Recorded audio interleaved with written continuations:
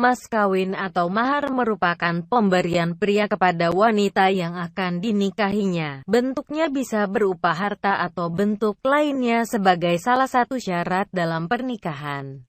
Mas kawin menjadi sebuah simbol penghormatan kepada istri dan keluarganya. Dalam budaya tertentu, orang tua ikut serta dalam menetapkan jumlah mas kawin yang dianggap sesuai untuk puterinya. Tidak jarang jumlah yang diinginkan membuat pria kesulitan untuk menyanggupi, bahkan terkadang, sebuah pernikahan bisa batal karena ketidaksanggupan pria untuk memenuhi mas kawin yang ditetapkan. Sebenarnya bagaimana Islam mengatur tentang ini, dan apa mas kawin yang dianjurkan dalam Islam? Mas kawin merupakan hal penting sebagai salah satu syarat sahnya sebuah pernikahan. Karena gitu pentingnya, aturan ini dijelaskan Allah Subhanahu wa Ta'ala dalam Al-Quran Surat An-Nisa ayat 4.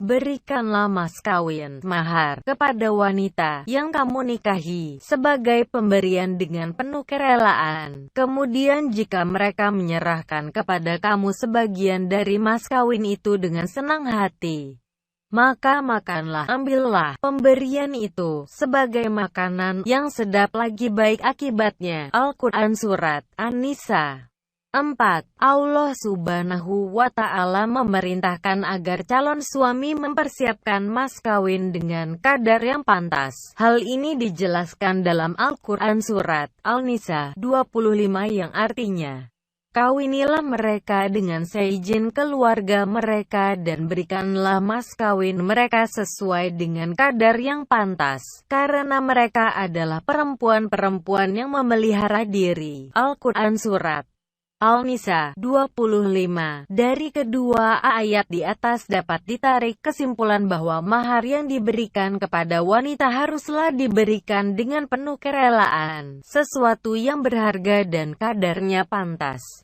Meski dengan hak yang diberikan tersebut, wanita dan keluarganya harus menyesuaikan dengan kemampuan calon suami. Dalam ajaran Islam, wanita diperintahkan agar meminta mahar yang bisa memudahkan dalam proses akad nikah. Rasulullah Shallallahu Alaihi Wasallam dalam sebuah hadis menjelaskan bahwa wanita yang paling ringan-ringan mas kawinnya adalah wanita yang mendapat banyak berkah dari Allah.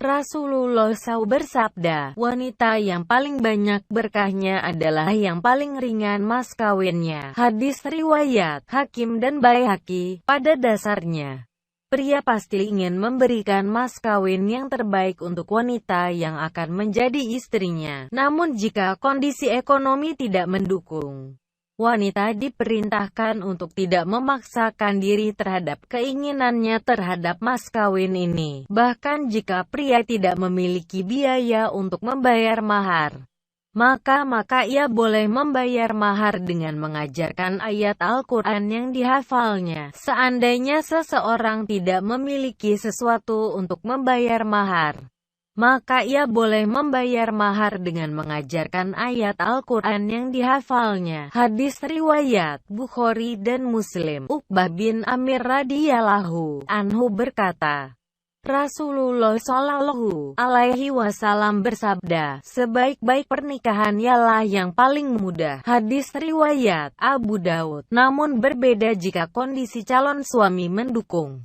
Pastinya mereka tidak akan keberatan dengan apapun mas kawin yang diajukan wanitanya, sehingga wanita dan keluarganya bisa menetapkan mas kawin yang diinginkan.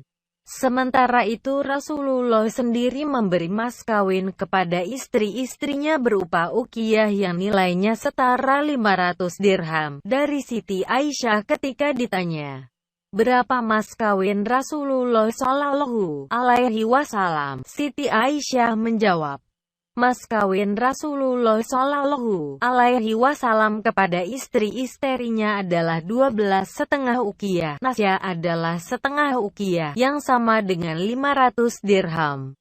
Itulah mas kawin Rasulullah Shallallahu Alaihi Wasallam kepada istri-istrinya. Hadis riwayat Muslim.